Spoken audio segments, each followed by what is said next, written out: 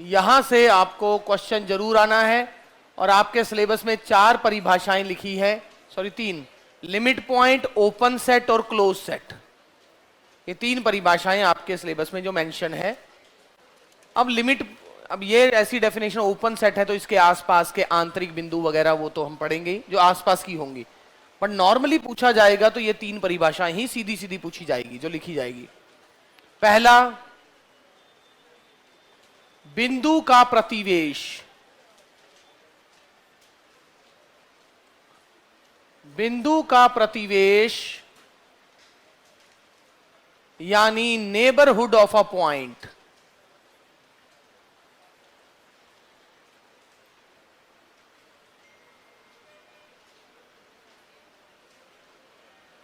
Students, neighbourhood of A point, सुनिए, किसी भी सेट n को, अब सुन लो पहले फिर मैं लिखाऊंगा डेफिनेशन। किसी सेट n को, क्योंकि हमारे काउंटेबल अनकाउंटेबल नहीं है तो मैं वर्ड नहीं यूज कर रहा हूं। किसी सेट n को, ये नेचुरल नंबर नहीं है, नेचुरल नंबर लिखूंगा तो मैं ऐसे लिखूंगा n का, क्योंकि नेबरहुड के पहला लेटर है। किसी सेट n को किसी पॉइंट A का नेबरहुड कब कहा जाएगा या प्रतिवेश कब कहा जाएगा? किसी सेट n को किसी पॉइंट A का नेबरहुड यानी प्रतिवेश कब कहा जाएगा? अगर एक विवृत अंतराल, अगर एक ओपन इंटरवल I इस प्रकार विद्यमान हो जो बिंदु A को तो समाहित करे और खुद पूरा का पूरा n के अंदर हो।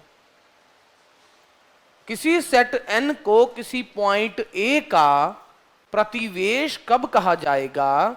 अगर इस A को रखने वाला आपको एक ऐसा ओपन इंटरवल मिल जाए जो बिंदु A को कंटेन करे और खुद टोटली सेट n के अंदर कंटेन हो, तब हम क्या बोलेंगे? इस पॉइंट, इस सेट n को बिंदु का प्रतिवेश। और इस बिंदु को सेट का क्या बोलेंगे? आंतरिक बिंदु, इंटीरियर पॉइंट। किसी सेट n को, फिर सुन लें, किसी सेट n को पॉइंट A का नेबरहुड कब कहा जाता है? अगर इस पॉइंट को कंटेन करने वाला एक ओपन इंटरवल ऐसा एग्जिस्ट करे जो पॉइंट को कंटेन करता है और खुद सेट के अंदर होता है। ठीक है ना? सेट n को पॉइंट A का इंटीरियर पॉइंट, और पॉइंट A क्या है, सॉरी, सेट n को पॉइंट A का नेबरहुड कहा जाता है, और ये पॉइंट क्या कहलाता है? सेट का आंतरिक बिंदु यानी इंटीरियर पॉइंट। और अगर सेट n के प्रत्येक बिंदु के लिए ऐसा काम हो रहा है, यानी सेट n का प्रत्येक बिंदु ही उसका आंतरिक बिंदु हो गया, यानी सेट n का कोई भी पॉइंट उठाऊं, आपको हमेशा एक ऐसा ओपन इंटरवल मिल जाए जो पॉइंट को रखता और खुद सेट n के अंदर हो, तो ऐसा सेट ही ओपन सेट कहलाता है। ओपन सेट किसे कहते हैं? अगर सेट का प्रत्येक बिंदु ही उसका आंतरिक बिंदु हो, यानी सेट के अंदर का कोई भी पॉइंट उठाओ, आपको हमेशा एक ओपन इंटरवल ऐसा मिले जो पॉइंट को कंटेन करता है और खुद सेट के अंदर है, तो हम कहेंगे दिस इज इंटीरियर पॉइंट। और ये जो मैं बोल रहा हूं दिस इज इंटीरियर पॉइंट, अगर ये बात मैं सेट के हर एलिमेंट के लिए बोल पा रहा हूं, यानी सेट के हर पॉइंट के लिए मुझे एक ऐसा इंटरवल मिल रहा है जो पॉइंट को रखता है और खुद सेट के अंदर है, तो ऐसा सेट ही ओपन सेट कहलाता है। पेपर में पूछा जाएगा तो ओपन सेट और क्लोज सेट में से ही पूछा जाएगा, ये पक्की बात है। बट पहले तो हम प्रतिवेश पे आते हैं, बाद में पहुंचेंगे ओपन सेट में। तो लिखें, माना A बिलोंग्स टू R तथा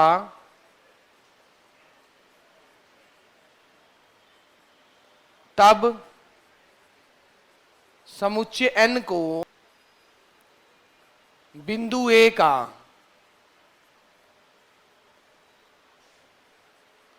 प्रतिवेश कहेंगे।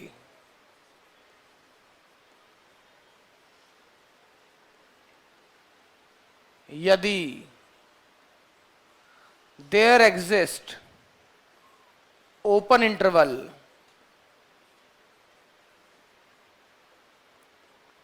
I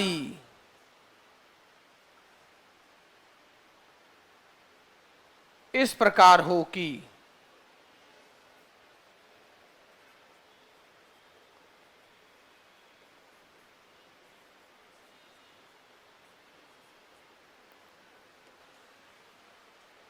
स्टूडेंट्स,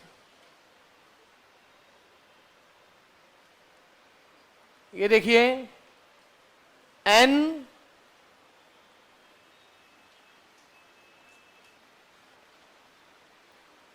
अपने किसी बिंदु का प्रतिवेश नहीं होता है।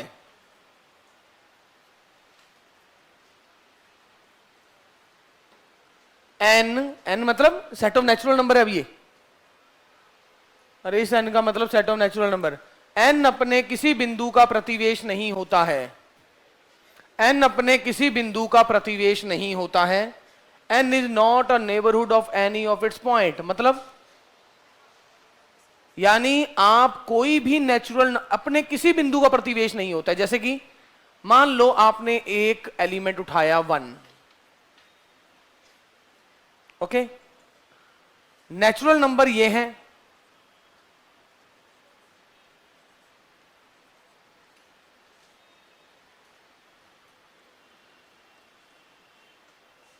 आपको पता होना चाहिए कि जो नेचुरल नंबर है इसमें अवयवों की संख्या होती है गणनीय यानी काउंटेबल।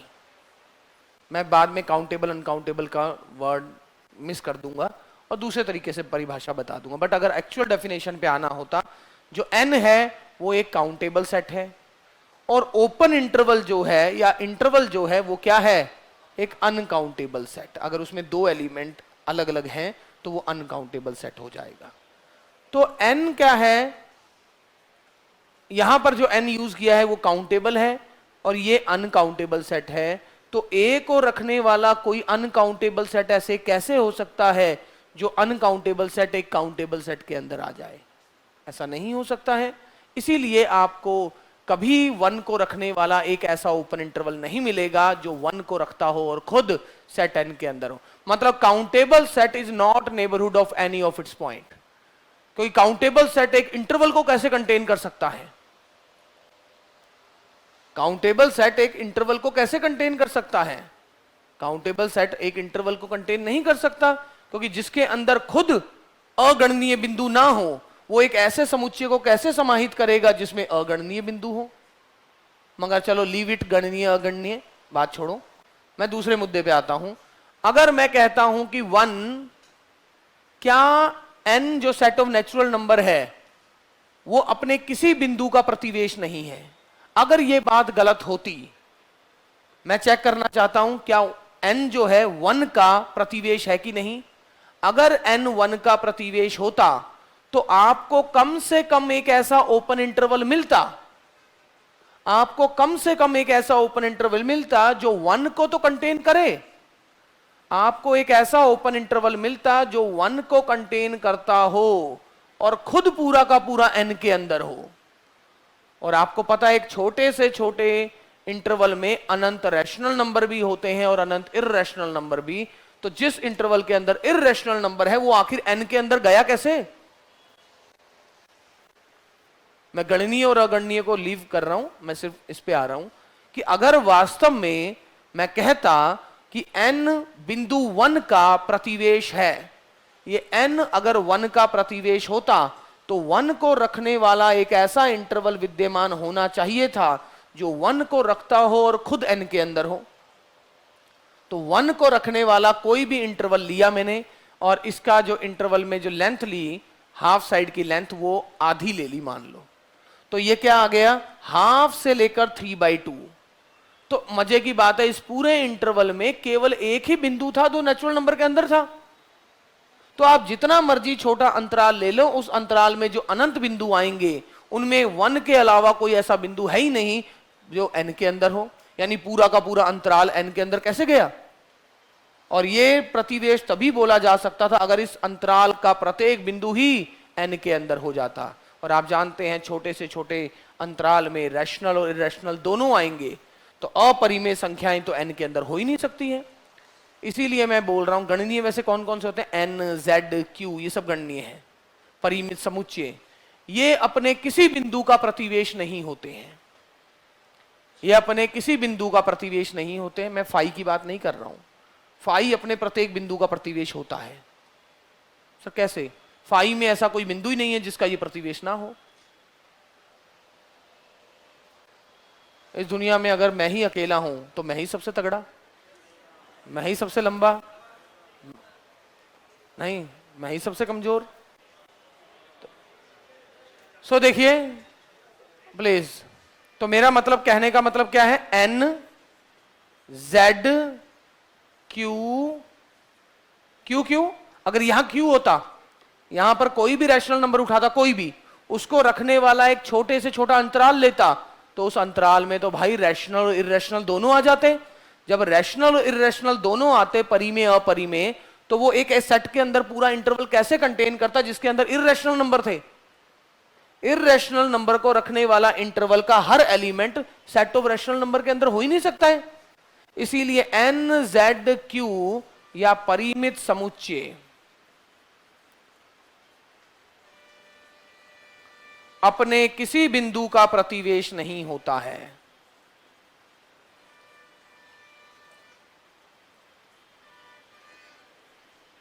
बिंदु का प्रतिवेश नहीं होता है। और वैसे भी ये सारे काउंटेबल सेट थे जिन्होंने सुना हुआ है, कोई भी काउंटेबल सेट, मैं फाई की बात नहीं कर रहा हूं, ठीक है ना? हाँ जी, ओके।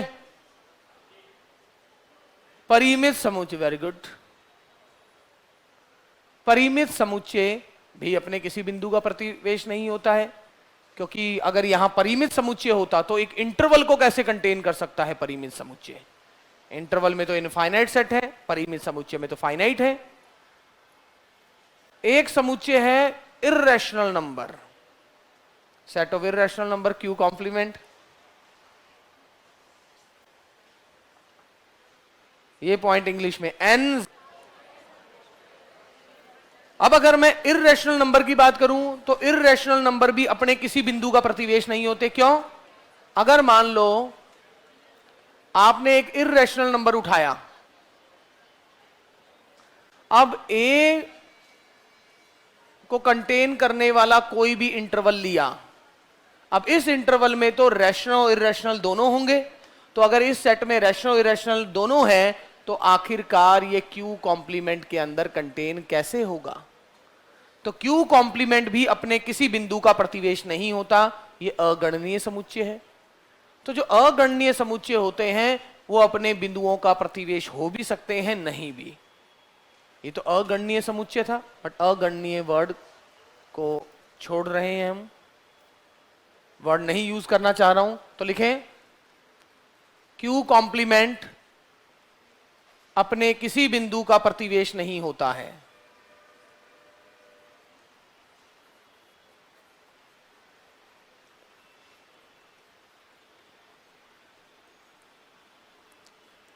क्यू कॉम्प्लीमेंट अपने किसी बिंदु का प्रतिवेश नहीं होता है। ओके, थर्ड देखिए, open interval A comma B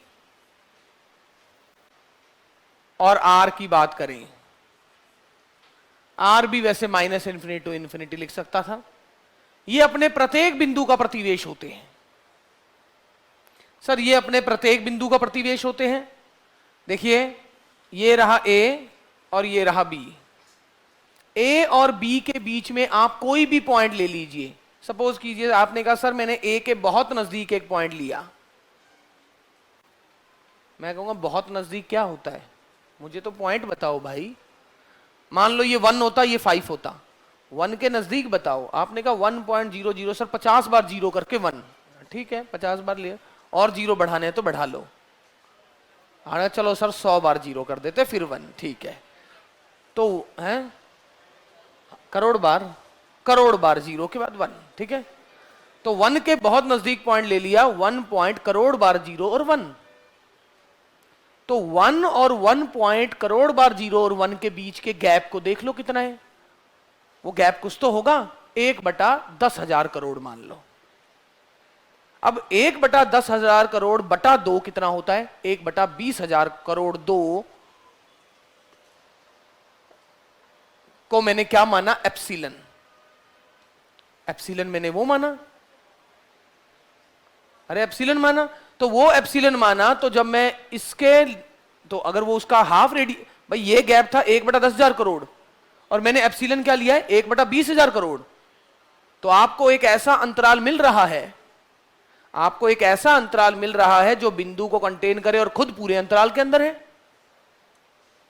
तो आप इस पूरे मैं तो आपको कह रहा हूं आप इसमें के अंदर से कोई भी बिंदु दो, मैं बस देखूंगा ए और उस बिंदु के बीच में कितना गैप है, उस गैप से हाफ रेडियस का एप्सिलन लूंगा, हाफ गैप का एप्सिलन लूंगा, हाफ डिस्टेंस का, और मैं कहूंगा देखिए इस इंटरवल का हर पॉइंट, ये एक ऐसा इंटरवल मिल गया जो उस पॉइंट को, जो आपने पॉइंट चुना है उसको कंटेन कर रहा है और खुद पूरा का पूरा इंटरवल के अंदर है। अगर मेरा इंटरवल 1 से लेके 5 तक होता, मैं यही तो क्लेम करना चाह रहा हूं कि 1 से लेके 5 तक का कोई भी बिंदु लो, आपको हमेशा एक अंतराल ऐसा मिलेगा जो बिंदु को रखता है और खुद पूरा का पूरा सेट के अंदर है, जहां सेट है ओपन इंटरवल 1 to 5। आपने कहा सर मैं 1 के बहुत बच्चे कहते हैं ना छोटी क्लास में, सर बहुत नजदीक ले लेता था, बिल्कुल नजदीक, तो भाई बिल्कुल नजदीक बता तो सही, बिल्कुल नजदीक क्या होता है? क्योंकि अगर बिल्कुल नजदीक वाली बात होती तो सुप्रीमम एस तो एग्जिस्ट ही कर जाता, ग्रेटेस्ट एलिमेंट। जो सुप्रीमम एस में हम कहते हैं कि ग्रेटेस्ट एलिमेंट एग्जिस्ट नहीं करता, अगर सुप्रीमम एस बिलोंग नहीं करता फिर तो कर ही जाता, फिर तो हर ओपन इंटरवल के लिए कह देते जो सुप्रीमम एस एलिमेंट सेट के अंदर ही बता देते आप। सेट एस के अंदर ओपन इंटरवल में आप सुप्रीमम नहीं बता पाते हो, सुप्रीमम तो आपने 3 बोल दिया था बट वो सेट में नहीं था ना। फिर तो अगर आपको बोलते, आप तो कहते 3 के जस्ट इधर वाला सुप्रीमम हो गया, हाँ हो जाता काम आपका, जस्ट इधर बता पा रहे हो, नेचुरल नंबर में वो काम कर पा रहे थे। 7.5 से बाद सीधा आपने 7 बोला क्योंकि आपको पता था 7 के बाद कोई नंबर ही नहीं आ रहा है, बट वही परी में, अपरी में और रियल नंबर पे आ गए तो आप नहीं काम कर पा रहे हो वो। तो आप जो भी पॉइंट चुनोगे 1 और इसके बीच में जो गैप होगा उसका हाफ लेंथ जो होगी वो मैं एप्सिलन को दे दूंगा। और अब ये पॉइंट ए माना तो a माइनस एप्सिलन और a प्लस एप्सिलन, a को रखने वाला आपको एक ऐसा इंटरवल मिल गया जो a को रखता है और खुद पूरा का पूरा सेट के अंदर है। अरे इसको भी a ले लिया, उसको भी a ले लिया। अगर मुझे दिखाना है कि अल्फा और बीटा, ये जो open interval alpha comma beta है, ये अगर आपको क्या दिखाना है, अपने प्रत्येक बिंदु का प्रतिवेश है, तो आप इस alpha open interval alpha comma beta में से, एक मिनट, आपने वहां ए और बी लिया है तो आप क्योंकि कंफ्यूज ना हो तो उसके लिए मैं क्या करता हूं, इसे ए और बी ही लेता हूं और आप अपनी मर्जी से रैंडमली चूजन पॉइंट अल्फा और बीटा ले लो कोई भी। तो अल्फा को रखने वाला आपको एक ऐसा इंटरवल मिल जाएगा जो अल्फा को कंटेन करे और खुद पूरा का पूरा इस सेट के अंदर हो। यही तो है। तो ये क्या है, is neighbourhood of all of its point.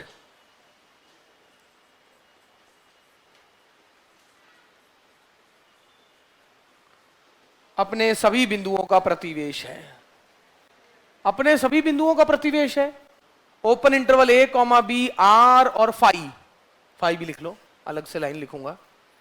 Open interval A comma B R comma phi अपने प्रत्येक बिंदु का प्रतिवेश है। अगर मैं ऐसा लिख देता,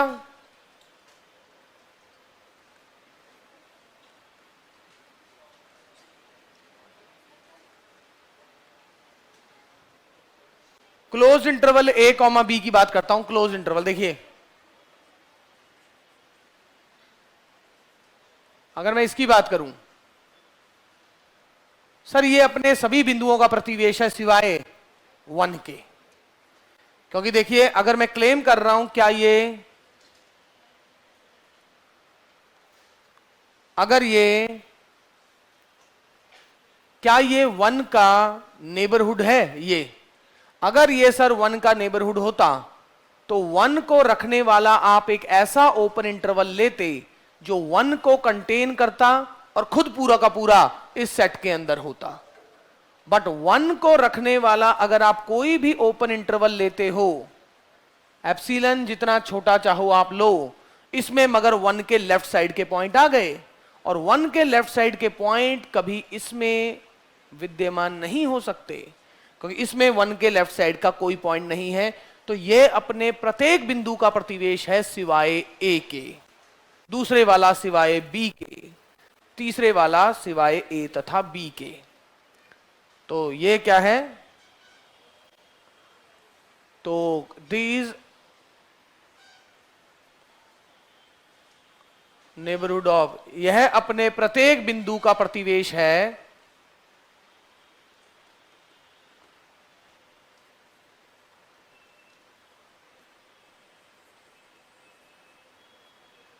केवल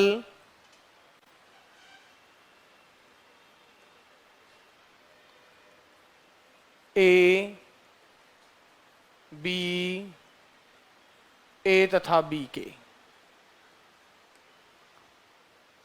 केवल ए, बी, ए तथा बी के क्रमशः, क्रमशः लिख देना, मतलब पहले वाला ए का, ये 1 2 3 मैंने ऐसा लिखने से ये बोलना चाहा है, पहले वाला अपने सभी बिंदु का प्रतिवेश है केवल ए को छोड़ के,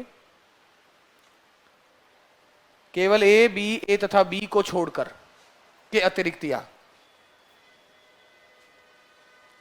पहले वाला अपने प्रत्येक बिंदु का प्रतिवेश है केवल ए को छोड़कर, दूसरे वाला अपने प्रत्येक बिंदु का प्रतिवेश है केवल बी को छोड़कर, तीसरे वाला अपने प्रत्येक बिंदु का प्रतिवेश है। स्टूडेंट्स ये देखिए,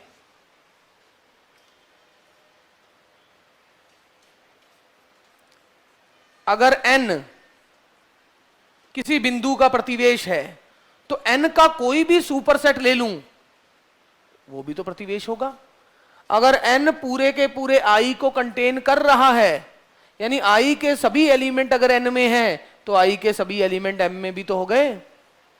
तो अगर n किसी बिंदु का प्रतिवेश है तो n का जो अधिसमुच्चय होगा वो भी उस बिंदु का प्रतिवेश होगा। अगर n1 भी, देखो